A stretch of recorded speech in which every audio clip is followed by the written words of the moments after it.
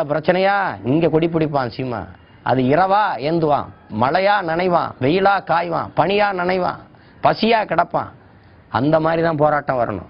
இனி உலகெங்கும் தமிழனுக்கு ஒரே வலைப்பின்னல்ல ஒரு தமிழனுக்கு என்ற ஒரு கட்சி எங்கிருந்தாலும் அந்த நிலைக்கு தமிழன் உயராதவரை, அந்த அரசியல் வலிமையை பெறாதவரை இனி விடுதலைக்கு வாய்ப்பில்லை.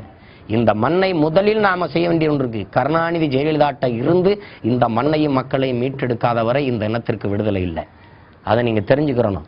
அதற்கு ஒரே வழிதான் இருக்குது, நாம் மிகப்பெரிய அரசியல் வலிமையை பெறுவது. திமுக அதிமுகவை தாண்டிய மிகப்பெரிய கட்சியாக நாம் தமிழர் கட்சியை வளர்க்கிறது. அதுக்கு எல்லாரும் நீங்க உறுதுணையா நிக்கணும். ஒண்ணு வேணாம், ஒன்னா நில்லுங்க, ஆதரவா நில்லுங்க, கரங்கோர்த்து நில்லுங்க, தமிழனா நில்லுங்க, சரியாயிரும். மாற்றத்தை விரும்புங்க. நான் விரும்புறேன், நீங்க விரும்புறீங்க, ஒவ்வொரு தமிழனும் விரும்பினா தானே மாறிடும், சமூகம் தானே மாறிடும். அதனால மாற்றத்தை முதல்ல விரும்புங்க, மாற்றம் நிகழும். மாற்றம் என்பது மானிட தத்துவம், மாறாது என்ற சொல்லை தவிர மற்றவினைத்து மாறிவிடுங்கிறான் மார்க்ஸ். அதனால நம்மளால முடியாத ஒன்றும் இல்லை. விடியும் என்று விண்ணை நம்பும் நாம் முடியும் என்று நம்மை நம்புவோம். அதுதான் இங்க இருக்கிறது. இதை புரிஞ்சுக்கிறங்க, வேற ஒண்ணுமே கிடையாது. நாம் விழுவதெல்லாம் அழுவதற்கல்ல, எழுவதற்கு என்ற அந்த உயர்ந்த தத்துவத்தை உள்ளுக்குள்ள வச்சுட்டு நாம எழணும். வெட்ட வாழையே தளிர்க்குது. அதை நீங்க புரிஞ்சுக்கிறங்க. தோட்டத்துல வெட்டினவனுக்கு வீட்டிலே போய் தோரணமா தொங்குமாம் வாழை. அப்படியான ஒரு கோழையா இல்லாம நாம ஒரு வீர தமிழினமாக வெகுண்டு எழ வேண்டிய ஒரு தருணம் இதுவாக இருக்குது. அதை மனசுல வச்சுக்கிட்டு வாங்க, எல்லாரும் ஒன்னா வாங்க, வேற வழி இல்லை. அதை நீங்க புரிஞ்சுக்கிறங்க. இந்த நிலையில தான் நாம் தமிழர் என்கிற அரசியல் கட்சியை அனாதையாக, நிற்கதியாக, நாதியற்று நிற்கிற பிள்ளைகளெல்லாம் சேர்ந்து இதை உருவாக்குறோம். உங்கள் வயிற்று பிள்ளைகளே வலிமை மிக்க அரசியல் சக்தியாக மாற முடியும் என்கிறத நாங்கள் நிரூபித்து காட்டுவோம். இந்த மண்ணுக்கும் மக்களுக்கும் எங்க உயிரே கொடுத்து களமாடுகிற ஒரு அர்ப்பணிப்புள்ள இயக்கமாக நாங்கள் மாறி நிற்போம். அதை நீங்கள் நம்புங்க. எங்களோடு நில்லுங்க. எங்கிருந்தாலும் தமிழன் என்ற உணர்வோடு நில்லுங்க. அதுதான் நாங்கள் உங்ககிட்ட கேட்டுக்கிறது. என்னிடத்துல கேட்குறாங்க, நீ என்ன உன்கிட்ட தான் பணம் இல்லையே, இப்போ பணம் இருந்தால் தானே தேர்தலில் ஜெயிக்க முடியும், பணம் இல்லாமல் எப்படி கட்சி நடத்த முடியும்னு. பணத்தை நம்பி இந்த இயக்கத்தை தொடங்கலை. பெருமை மிக்க எம் இனத்தை நம்பி தான் நாங்கள் தொடங்குறோம். இது இன்னொன்று கேட்குறாங்க, நீ ஒரு தனி மரம் தோப்பாகாது தம்பி அப்படிங்கிறாங்க. அது உண்மை. ஆனால் தனி மரம் தோப்பாகாது.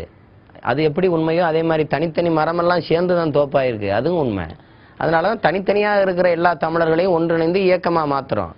இன்னைக்கு இருக்கிற என்னுடைய வலிமை, இன்னைக்கு நான் இந்த நேரத்தில் கட்சி தொடங்கலை, மே 18 தான் தொடங்குறோம். ஆனால் இன்னைக்கு இருக்கிற வலிமை 10-12 மாதத்துக்கு முன்னாடி, அதாவது போன ஆண்டு 2009 இந்த வலிமையில் சீமான் இருந்திருப்பேன். ஆனால் இந்த தமிழ்நாடு என்னவாயிருக்கும், இந்த நாட்டில் எவ்வளோ பெரிய கலகமும் வெடிச்சிருக்கும்னு எவனுக்கும் தெரியாது. போர் நடந்த சூழல்ல இப்போ தனி மனிதனாக இருந்தோம் நான் இன்னைக்கு ஒரு இயக்கமாக உருமாறி இருக்கிறேன். அப்படின்னா அந்த இயக்கத்திற்கு எவ்வளோ வலிமை இருக்குது. இப்போ டபக்குன்னு தூக்கி என்னை சிறைப்படுத்த முடியாது. ஏன்னா அந்த ஒற்றுமை எவ்வளோ அவசியப்படுது. எந்த சிறு நெருப்பை ஊதி அணைக்கிற காற்று தான் பெருநெருப்பாக மாறுகிற போது அதையே ஊதி வளர்க்குது. தனி மனிதன் சாலையில் நடந்தால் விபத்து, 100 பேர் சேர்ந்து நடந்தால் போக்குவரத்து நிறுத்தம்.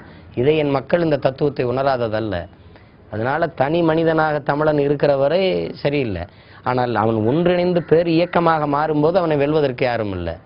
அதனால தான் கட்டி போட்டால் என் இனத்தை வெட்டி போட ஒருவனும் இல்லை என்கிற இதை உணர்ந்த பிறகுதான் இந்த நாம் தமிழர் என்கிற இந்த கட்சியை தொடங்க வாரோம் நாங்கள். அதனால நாம் இன்னைக்கு காசு கொடுத்தா தானே தேர்தலில் ஜெயிக்க முடியுது. இப்படித்தான் சாதி அரசியல் இந்த மண்ணில் வெல்லலை, மத அரசியலும் வெல்லலை, பண அரசியலும் ரொம்ப நாள் வெல்லாது. ஒரு நாள் தோக்கும். அன்னைக்கு எங்களை தவிர இந்த மக்களுக்கு நாதி இருக்காது. ஏன்னா எங்களைப் போல இந்த மண்ணுக்கும் மக்களுக்கும் உண்மையாக இருக்கிற பிள்ளைகள் இனி யாரும் இருக்க முடியாது. என் தாய்க்கு என்னை விட உண்மையான மகன் இருக்க முடியாது. அது மாதிரி என் தாய் தமிழ் உறவுகளுக்கு எங்களை விட உண்மையான பிள்ளைகள் யாரும் இருக்க முடியாது. நாங்கள் என் மக்களை நம்பி நிற்கிறோம். எங்கள் மக்களை எங்கள் பெற்றோர்கள், எங்கள் உறவுகள் கைவிட மாட்டார்கள் என்ற நம்பிக்கையோடு உறுதியாக நிற்கிறோம். அதனால எங்களுக்கு வெற்றியை தவிர வேறொன்றும் இருக்க வாய்ப்பில்லை. பதவி, பணம், புகழ், போதை எதற்கும் அடிமையாகாத ஒரு அர்ப்பணிப்புள்ள இயக்கமாக நிற்கும். எம் மொழியையும் இனத்தையும் உயிருக்கு மேலாக நேசிக்கும் எழுச்சிமிக்க இளைஞர்களின் பாசறையாக இது எழுந்து நிற்கும். இது மற்றும் ஒரு அரசியல் கட்சியாக இல்லாத மாற்று அரசியல் புரட்சியாக இந்த மண்ணில் நிகழும்.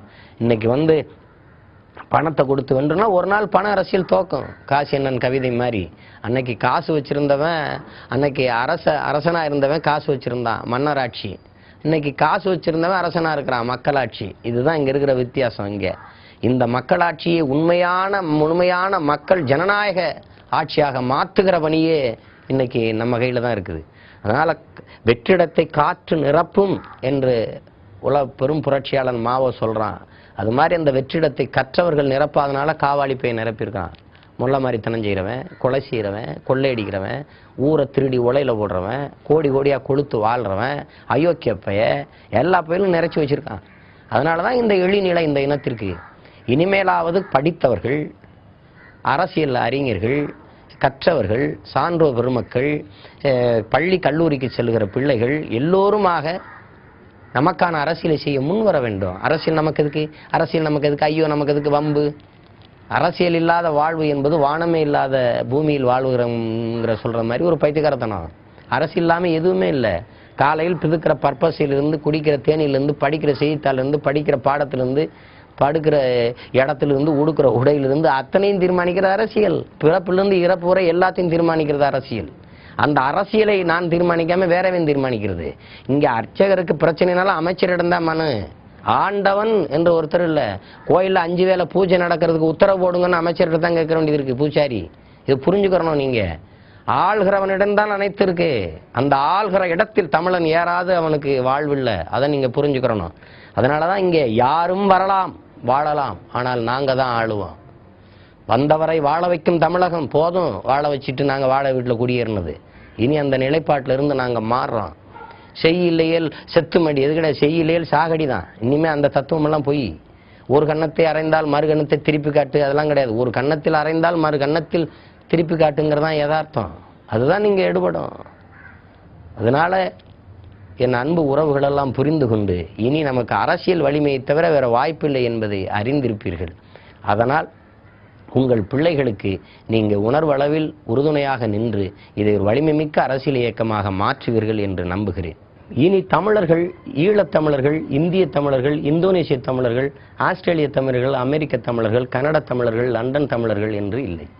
தமிழன் எங்கு வாழ்ந்தாலும் அவனை தூர தேசங்களோ சாதியோ மதமோ எல்லைகளோ பிரிக்க இயலாது.